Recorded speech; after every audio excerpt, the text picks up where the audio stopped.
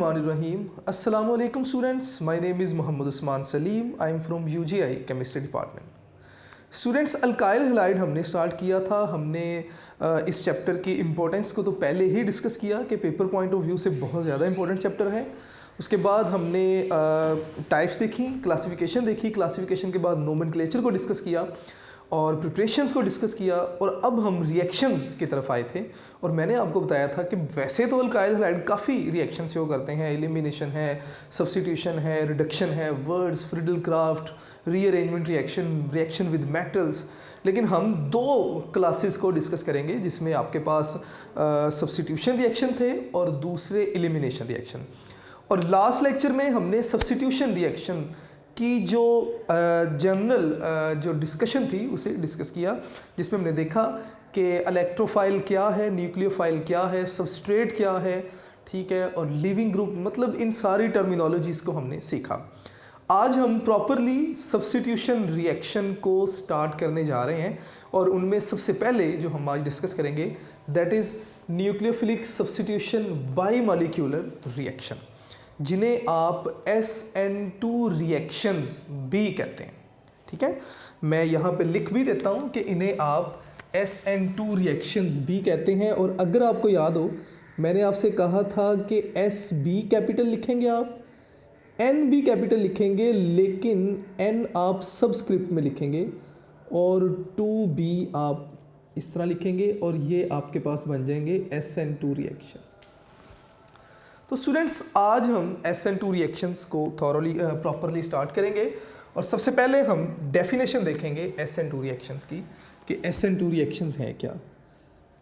तो ज़रा साथ साथ रहेंगे आप लोग। मैं अक्सर कहता हूं कि मैं अपनी स्पीड कुछ इस तरह मैनेज करूंगा कि आप लोग भी साथ साथ नोट कर सकें। तो सबसे पहले डेफिनेशन वो कहते हैं जी कि those reactions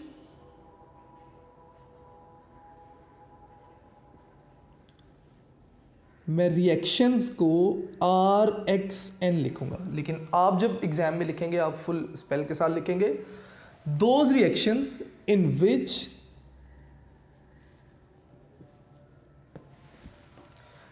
CX bond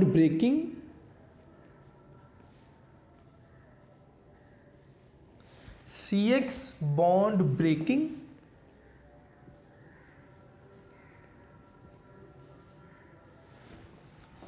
and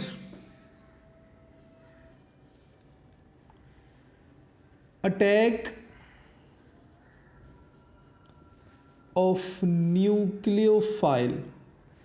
nucleophile को NU से लिखा मैंने, और जब न्यूक्लियोफाइल अटैक करेगा तो बॉन्ड फॉर्मेशन होगी। तो मैं यहाँ पे लिख देता हूँ ब्रैकेट में बॉन्ड फॉर्मेशन, यानी कि कहीं ना कहीं बात कुछ इस तरह से बन गई कि bond breaking and bond formation अगर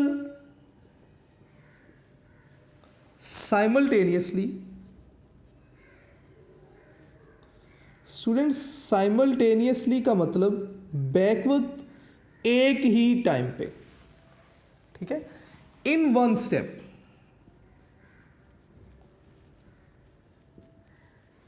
तो ऐसे रिएक्शंस को आप नाम देंगे कॉल्ड SN2 रिएक्शंस। आप इन्हें SN2 रिएक्शंस का नाम देंगे।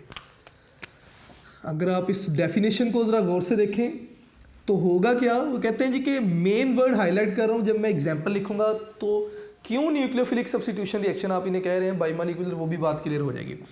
तो अगर आप देखेंगे तो जो CX बॉन्ड ब्रेक होना है, दैट बॉन्ड ब्रेकिंग, और जो न्यूक्लियोफाइल का अटैक होना है और उस अटैक की वजह से जो बॉन्ड फॉर्मेशन होनी है, ये सारा काम साइमल्टेनियसली एक ही वक्त पे हो रहा है।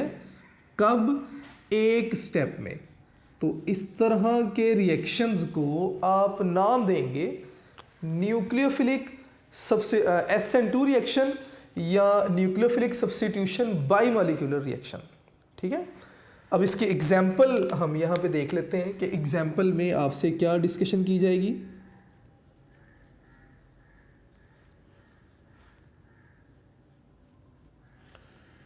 स्टूडेंट्स इसी एग्जाम्पल में आप दोबारा से वही रिएक्शन जो है उसे फॉलो करेंगे। हम करेंगे क्या, हम एक अल्काइल हैलाइड लेंगे जिसमें ये हमारे पास कार्बन,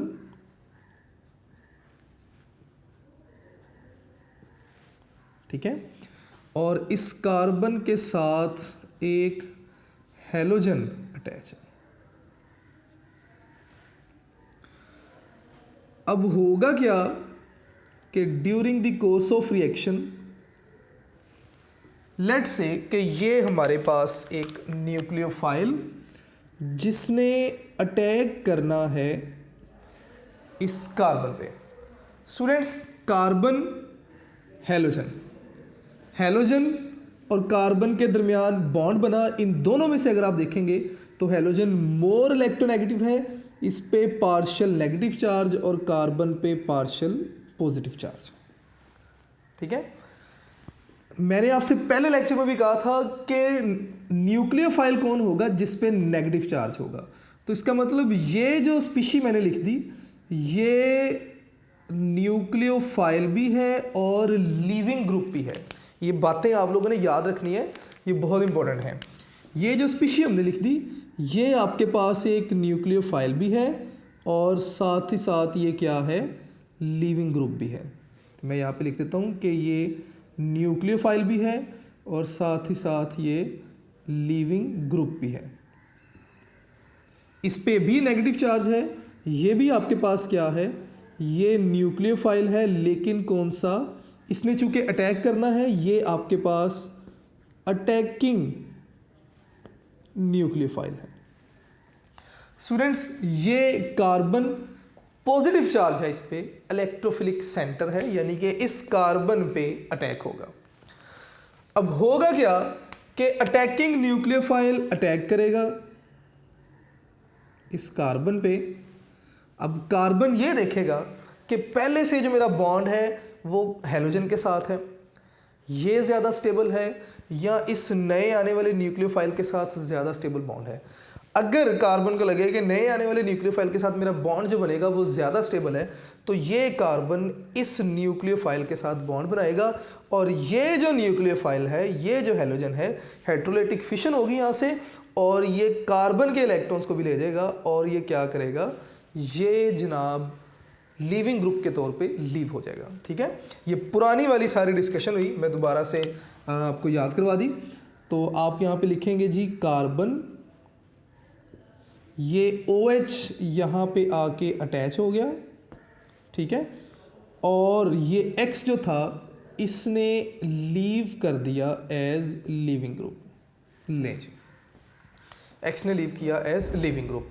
स्टूडेंट अब हम ना इसके मैकेनिज्म को डिस्कस करेंगे कि मैकेनिज्म क्या कहता है। तो स्टूडेंट्स आप हेडिंग दे दें जी मैकेनिज्म की।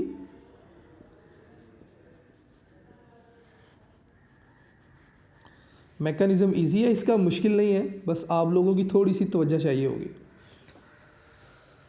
अब वापस इसी रिएक्शन को हम दोबारा लिखेंगे। मैं इसी कार्बन को लिखूंगा और ये कार्बन हम कुछ इस तरह लिखेंगे कि लेट्स से कि ये आपके पास कार्बन और इस कार्बन के साथ ये हैलोजन एटम। अब बाकी कार्बन के ये तीनों जो हाइड्रोजन है ये हमने एज इट इज बना दिया, ठीक है। दूसरी तरफ ये न्यूक्लियोफाइल जिसने अटैक करना था, दोबारा इस तरफ आते हैं, partial negative charge, partial positive charge. इस न्यूक्लियोफाइल ने अब क्या करना है, अटैक करना है।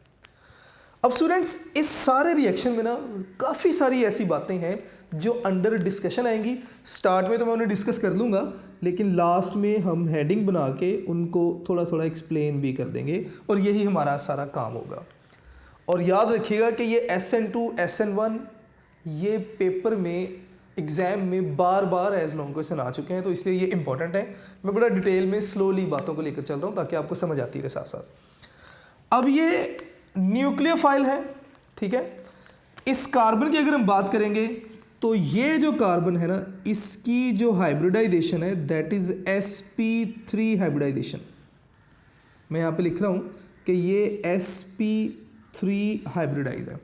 और जब भी sp3 हाइब्रिडाइजेशन होती है तो एंगल होता है 109.5, ये आपने याद रखना है, ठीक है। अब इस न्यूक्लियोफाइल ने अटैक करना है। न्यूक्लियोफाइल कार्बन के या तो इस तरफ से अटैक करेगा या इस तरफ से अटैक करेगा। अब डिसाइड आप लोगों ने करना है कि न्यूक्लियोफाइल किस तरफ से अटैक करेगा। अगर न्यूक्लियोफाइल इस तरफ से अटैक करेगा तो अटैक पॉसिबल नहीं है। क्यों? Negatively charge species, negatively charge species, negative negative तो एक दूसरे को रिपेल करेंगे। तो इट मीन्स कि न्यूक्लियोफाइल लीविंग ग्रुप वाली साइड से अटैक नहीं कर पाएगा, ठीक है। तो होगा क्या, न्यूक्लियोफाइल फिर लीविंग ग्रुप के ऑपोजिट साइड से अटैक करेगा। अब अटैक करेगा तो क्या होगा, न्यूक्लियोफाइल का इस इलेक्ट्रोफिलिक कार्बन के साथ बॉन्ड बनना शुरू होगा और सेम टाइम पे इस लीविंग ग्रुप के साथ बॉन्ड ब्रेक होना शुरू हो जाएगा, ठीक है। और आगे जो आपको बुक में दिखाया जाएगा that is the transition state. आप देखेंगे कि नेक्स्ट जो आपके पास जो स्टेट बनी दैट इज कि कार्बन, तीनों आपको कार्बन के हाइड्रोजन कुछ इस तरह दिखा दिए गए। कार्बन का एक बॉन्ड डॉटेड फॉर्म में आपको यहां पे दिखा दिया गया। मैं अपनी बातों को साथ साथ बोलता जा रहा हूं ताकि आपको समझ आती रहे। और दूसरा डॉटेड फॉर्म में बॉन्ड आपको यहां पे दिखा दिया गया। तीनों हाइड्रोजन तो वैसे ही मौजूद हैं। कार्बन का इस न्यूक्लियोफाइल के साथ बॉन्ड बन रहा है, यानी कि बॉन्ड मुकम्मल तौर पे बना नहीं, बॉन्ड फॉर्मेशन के प्रोसेस में है। और मीनवाइल एक्स के साथ जो बॉन्ड है दैट बॉन्ड इज ब्रेकिंग, या मैं इसे सिंपली अभी एक्स लिख देता हूं। मीनवाइल ये बॉन्ड ब्रेक भी हो रहा है, ठीक है। तो इसका मतलब कि अगर आप देखेंगे तो ये आपके पास क्या आ गई, एक ट्रांजिशन स्टेट आ गई। मैं यहां पे लिख देता हूं कि ये क्या है, ये ट्रांजिशन स्टेट है।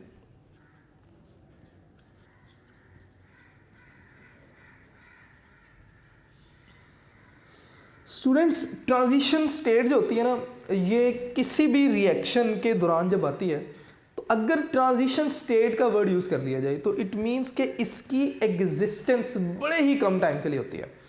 इतने कम टाइम के लिए कि साइमल्टेनियसली ये स्टेट बनी भी और साइमल्टेनियसली ये कन्वर्ट होकर अपने फाइनल प्रोडक्ट्स में चलेगी, क्योंकि ये हाईली अनस्टेबल स्टेट है, ठीक है। हाईली अनस्टेबल स्टेट है तो ये एग्जिस्ट नहीं कर पाएगी और ये साइमल्टेनियसली मेन प्रोडक्ट्स में कन्वर्ट हो जाएगी।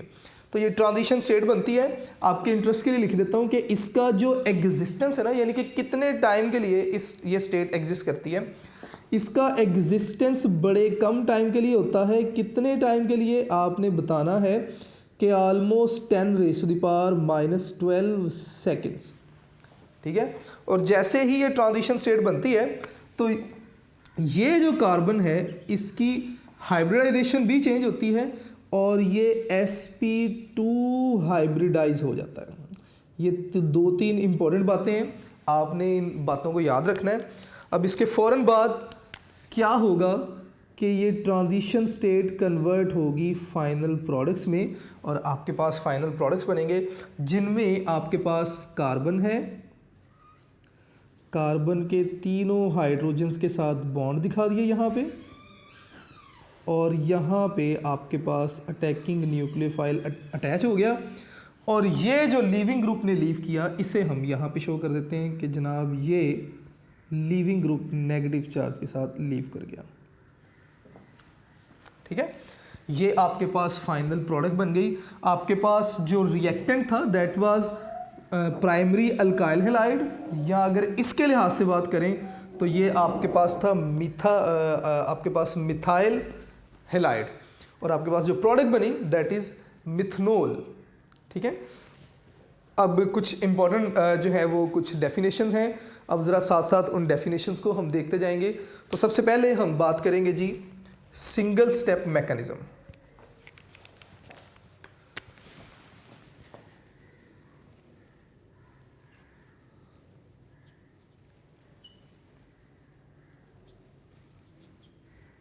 स्टूडेंट्स ये ना सिंगल स्टेप मैकेनिज्म है, यानी कि ये रिएक्शन एक ही स्टेप में कंप्लीट हो रहा है। हमें कैसे पता चला? क्योंकि इस रिएक्शन के दौरान कोई इंटरमीडिएट नहीं बन रहा। अब आप कहेंगे सर ट्रांजिशन स्टेट बन रही है, इंटरमीडिएट नहीं बन रहा, तो आप कैसे कह सकते हैं कि ये सिंगल स्टेप है? ट्रांजिशन स्टेट और ना इंटरमीडिएट में फ़र्क होता है। ट्रांजिशन स्टेट जो है ना, इसकी एग्जिस्टेंस बड़े कम टाइम के लिए होती है। 10⁻⁻12 लिखा मैंने। अगर आप इसे साइंटिफिक नोटेशन को हटाएंगे और इसे स्टैंडर्ड फॉर्म में लिखेंगे ना, तो ये 1 सेकंड का कोई खरबवां हिस्सा बन जाएगा। मतलब इतने कम टाइम के लिए एग्जिस्टेंस है, तो इस इतने कम टाइम के लिए जो चीज़ एग्जिस्ट कर रही है उसे आप मिक्सर में से निकाल नहीं सकते। तो इसका मतलब कि तकरीबन सिंगल स्टेप रिएक्शन ही है। लेकिन अगर मैं इंटरमीडिएट का वर्ड कह दूंगा ना, तो इसका मतलब इंटरमीडिएट अगर कोई बन रहा होता है सेंटर में रिएक्टेंट्स, इंटरमीडिएट प्रोडक्ट्स, तो इसका मतलब कि इंटरमीडिएट कंपैरेटिवली स्टेबल होता है और आप उसे रिएक्शन में से निकाल भी सकते हैं। ठीक है, तो इस केस में इंटरमीडिएट नहीं बन रहा, तो इसलिए ये सिंगल स्टेप रिएक्शन है। ठीक है, तो आपने बताना है कि ये सिंगल स्टेप रिएक्शन है और सिंगल स्टेप ही इसका क्या है जी? रेट डिटर्मिनिंग स्टेप है। मैं यहाँ पे लिख देता हूँ कि ये सिंगल स्टेप रिएक्शन है and that single step is rate determining step. That single step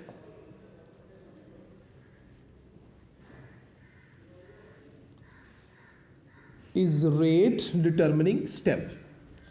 ये जो सिंगल स्टेप है यही रेट डिटर्मिनिंग स्टेप है।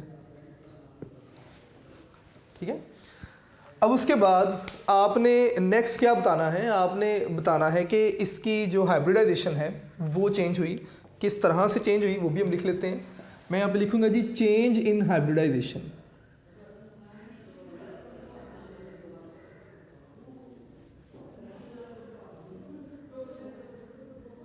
चेंज इन हाइब्रिडाइजेशन, वो सारी बातें जो हमने वहाँ पे डिस्कस की, अब हम उन बातों को ज़रा यहाँ पे बाय वर्ड्स लिखते जाएंगे कि हाइब्रिडाइजेशन में किस तरह से चेंज आएगा।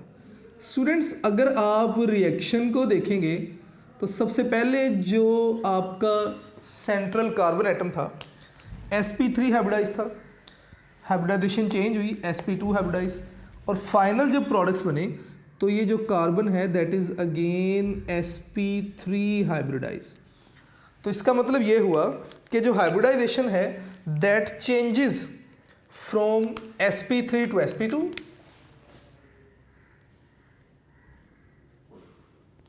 sp3 से पहले कन्वर्ट हुई किसमें? sp2 में, और दोबारा से फिर sp2 से कन्वर्ट हुई किसमें? sp3 में। याद रखिएगा कि sp3 हाइब्रिडाइजेशन जब भी होती है तो एंगल हमारे पास होता है 109.5। यहां से जब sp2 में बात आई तो एंगल हो जाएगा जी 120, और उसके बाद दोबारा से एंगल कितना हो गया? 109.5।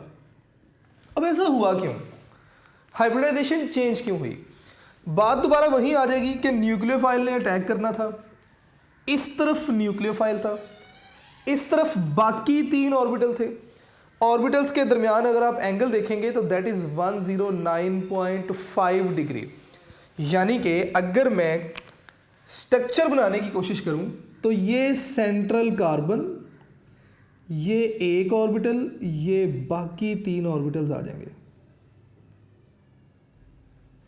ये टेट्राहेड्रल स्ट्रक्चर बन गया।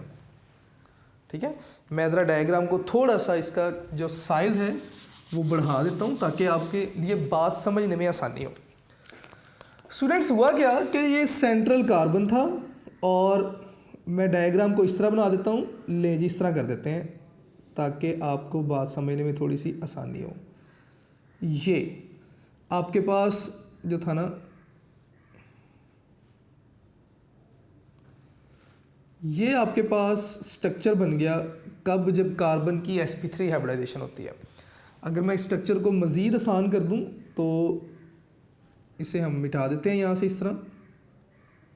लें जी, ये जो मैंने लाइंस दिखा दी, दीज आर ऑर्बिटल्स, और इनके दरमियान जो एंगल होता है दैट इज 109.5। अब जब न्यूक्लियोफाइल ने आके कार्बन पे अटैक करना है तो एंगल कम है, न्यूक्लियोफाइल को स्टेरिक हिंड्रेंस फेस करनी पड़ रही है, यानी कि न्यूक्लियोफाइल को आके अटैक करने के लिए जगह नहीं मिल रही। दूसरी तरफ कार्बन देख रहा होता है कि मेरे साथ ये अटैच है, मैं इतना स्टेबल नहीं हूँ, लेकिन अगर मेरे साथ ये न्यूक्लियोफाइल अटैच हो जाएगा तो मेरी स्टेबिलिटी ज़्यादा हो जाएगी, तो मुझे चाहिए कि कहीं ना कहीं मेरे साथ ये न्यूक्लियोफाइल अटैच हो जाए। न्यूक्लियोफाइल अटैक करने की कोशिश कर रहा है, कार्बन चाहता है कि न्यूक्लियोफाइल अटैक करे, तो फिर कार्बन क्या करता है, कार्बन थोड़ा सा जो है वो आसानी पैदा करता है। कार्बन अपनी हाइब्रिडाइजेशन को चेंज करता है sp3 में, sp2 में। जब कार्बन sp2 हाइब्रिडाइजेशन में जाता है तो इसके तीनों यानी कि एक s और दो p ऑर्बिटल्स कुछ इस तरह होते हैं।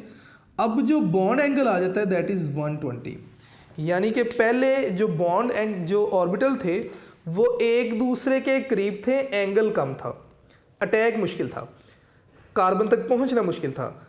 जब एंगल 120 हो गया, ऑर्बिटल्स एक दूसरे से दूर गए, न्यूक्लियोफाइल का सेंट्रल कार्बन तक आके अटैक करना थोड़ा सा आसान हो गया, और न्यूक्लियोफाइल लीविंग ग्रुप के ऑपोजिट साइड से क्या करेगा, अटैक करेगा, और न्यूक्लियोफाइल का अटैक होगा, और जैसे ही अटैक हो रहा होगा मीनवाइल लीविंग ग्रुप के साथ जो बॉन्ड है वो ब्रेक हो रहा होगा। तो इस तरह जो हाइब्रिडाइजेशन है वो चेंज होती है फ्रॉम sp3 टू sp2।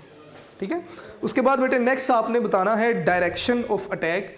मैं नेक्स्ट हेडिंग यहाँ पे लिखता जा रहा हूँ, साथ साथ आप लोग देखते जाइएगा। Direction of attack of nucleophile, यानी कि न्यूक्लियोफाइल जिसने अटैक करना है उसके अटैक करने की डायरेक्शन क्या होगी। न्यूक्लियोफाइल हमेशा अटैक करेगा from opposite side of leaving group. Nucleophile leaving group के ऑपोजिट साइड से अटैक करेगा, क्योंकि ये भी न्यूक्लियोफाइल है, ये भी न्यूक्लियोफाइल है, ऑब्वियसली रिपल्शन होगी, इसके अलावा स्टेरिक हिंड्रेंस भी है। ठीक है, तो आपने बताना है कि attacking nucleophile always attack from opposite side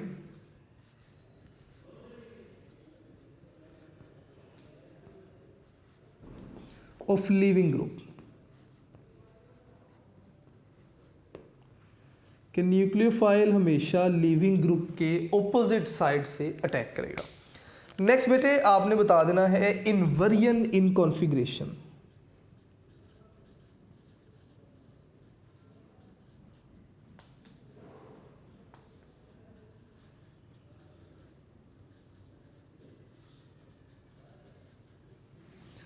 अब ये इनवर्जन इन कॉन्फ़िगरेशन क्या है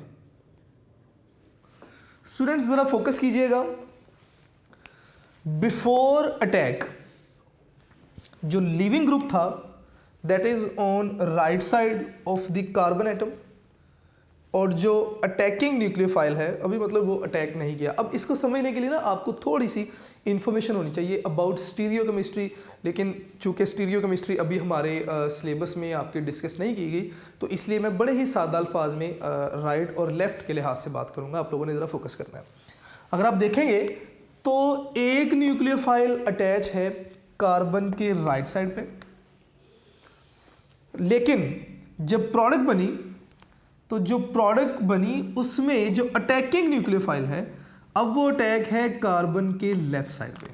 हाइड्रोजन पहले लेफ्ट साइड पे थे, बाद में किस तरफ हो गए, राइट साइड पे।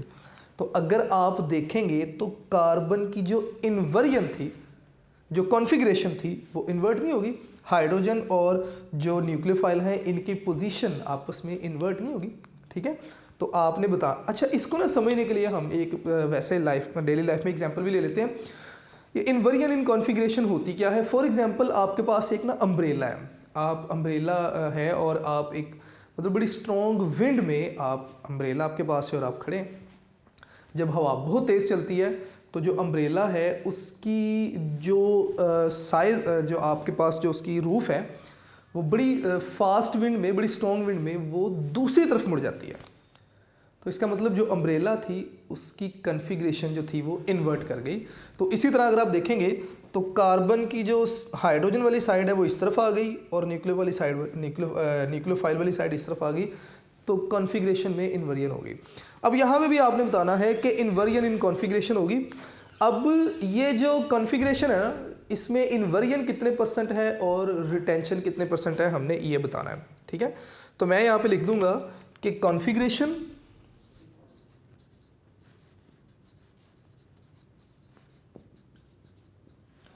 इसमें आपने बताना है कि इन्वर्जन कितने % है और रिटेंशन कितने % है। तो हम यहाँ पे बताएंगे कि इन्वर्जन 100% है, यानी कि जो प्रोडक्ट आपके पास बन रही है वो 100% इन्वर्स जो है ना वो कॉन्फ़िगरेशन के साथ बन रही है। तो इन्वर्जन कितनी % होगी जी, 100%। और जो रिटेंशन है दैट इज़ 0%। अब प्रॉब्लम क्या कि हमें इन्वर्जन और रिटेंशन का नहीं पता। इन्वर्जन मैं अभी बता चुका हूँ कि उल्ट जाना, और रिटेंशन का मतलब बरकरार रहना, कि इस तरफ न्यूक्लियोफाइल था, नया आने वाला न्यूक्लियोफाइल भी इस तरफ ही लगा होगा, यानी कार्बन अपनी कॉन्फ़िगरेशन को कितने % बरकरार रखता है, दैट इज़ 0%। 0% जो है वो रिटेंशन रहती है कॉन्फ़िगरेशन में। अब नेक्स्ट स्टूडेंट्स ज़रा इस तरफ आ जाते हैं, बाकी जो थोड़ा सा काम रह गया कोशिश करते हैं कि इस तरफ उसे डिस्कस कर लिया जाए। नेक्स्ट आपसे बात की जाएगी अबाउट मॉलिक्यूलैरिटी, कि रिएक्शन जो है इसकी मॉलिक्यूलैरिटी क्या है। तो आपने बताना है कि मॉलिक्यूलैरिटी होती क्या है। Number of molecules involve in rate determining step is called molecularity. मैं यहाँ पे लिखता हूँ कि नंबर ऑफ मॉलिक्यूल्स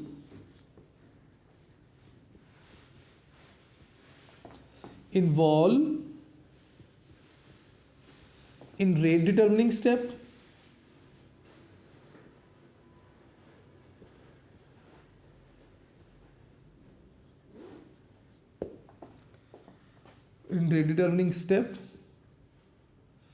ये आपके पास क्या कहलाता है,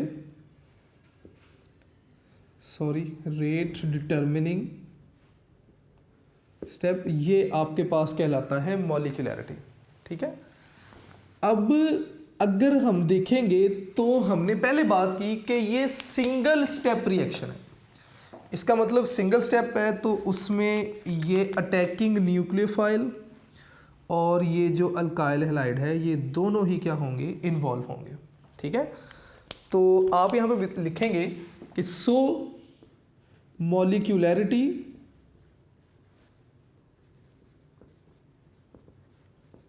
इज 2, कि ये जो रिएक्शन है इनकी मॉलिक्यूलैरिटी क्या है, 2 है। उसके बाद रिएक्शन काइनेटिक्स आपने बता देने इनके।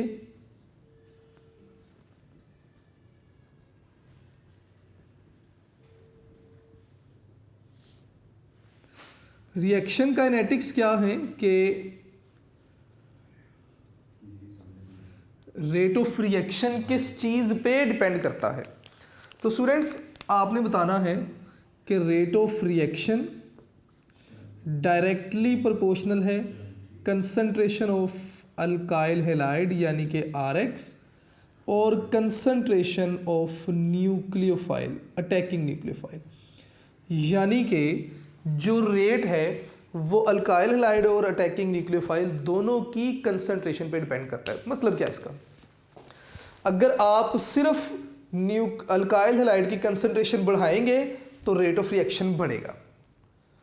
अगर आप अल्काइल हैलाइड की कंसंट्रेशन को कांस्टेंट कर दें, न्यूक्लियोफाइल की कंसंट्रेशन को बढ़ाएंगे, तब भी रेट ऑफ रिएक्शन बढ़ेगा। यानी कि जो रिएक्शन की स्पीड है वो अटैकिंग न्यूक्लियोफाइल और अल्काइल हैलाइड दोनों की कंसंट्रेशन पे डिपेंड करती है।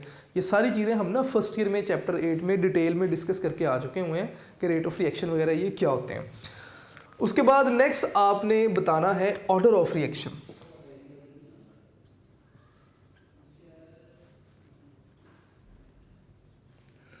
स्टूडेंट्स रेट रिलेशन मैंने ऊपर लिख दिया, अगर यहाँ से ही मैं रेट इक्वेशन देखना चाहूँ तो रेट इक्वेशन क्या बनेगी, रेट आपके पास इक्वल आ जाएगा जी किसके, कांस्टेंट और concentration of alkyl halide into concentration of nucleophile.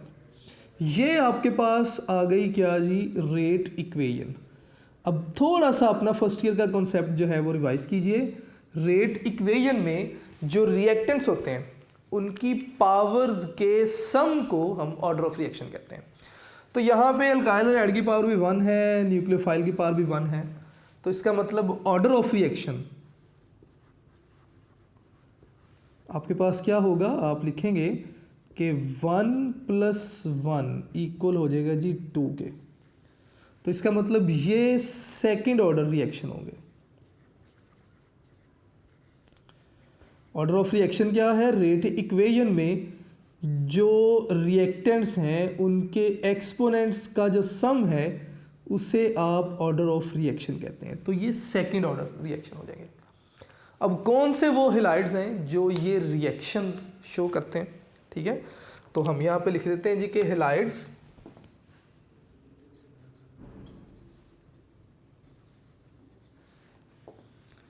Shows या हैलाइड्स शो SN2 मैकेनिज्म, कि कौन से वो हैलाइड्स हैं जो SN2 मैकेनिज्म शो करते हैं।